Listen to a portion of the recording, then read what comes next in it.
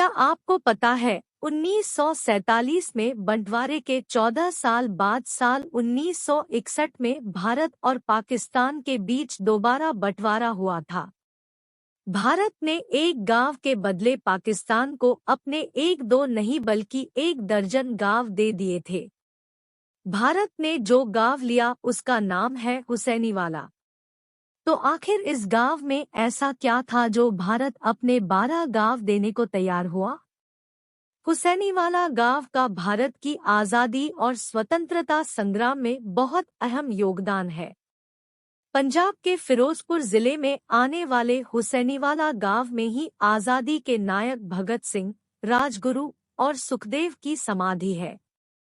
23 मार्च 1931 को अंग्रेजों ने भगत सिंह, राजगुरु और सुखदेव को लाहौर जेल में फांसी दी और हुसैनीवाला गांव के करीब सतलुज नदी के किनारे आनन-फानन में उनके शव का अंतिम संस्कार किया। शव ढंग से जल भी नहीं पाए थे। अधजले शव सतलुज में फेंक दिए। 1947 में जब भारत का बंटवारा हुआ तो हुसैनीवाला गांव पाकिस्तान के हिस्से में चला गया। बंटवारे की आपाधापी में किसी का ध्यान हुसैनीवाला के ऐतिहासिक महत्व पर गया ही नहीं।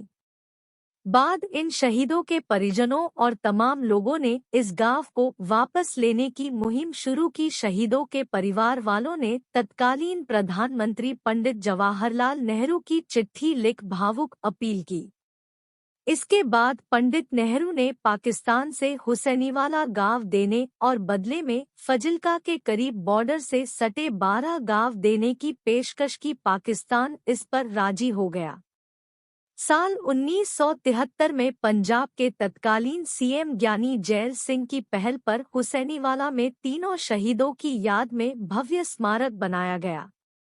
हर साल 23 मार्च को यहाँ शहीदी मेले का आयोजन होता है।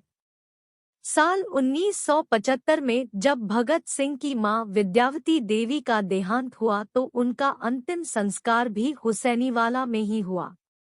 साल 1965 में क्रांतिकारी बटुकेश्वर दत्त का अंतिम संस्कार भी यहीं हुआ, क्योंकि उनकी आखिरी इच्छा थी कि उनकी अंत्येष्टि वहीं की जाए जहां उनके क्रांतिकारी साथियों भगत सिंह, सुखदेव और राजगुरु की मिट्टी है।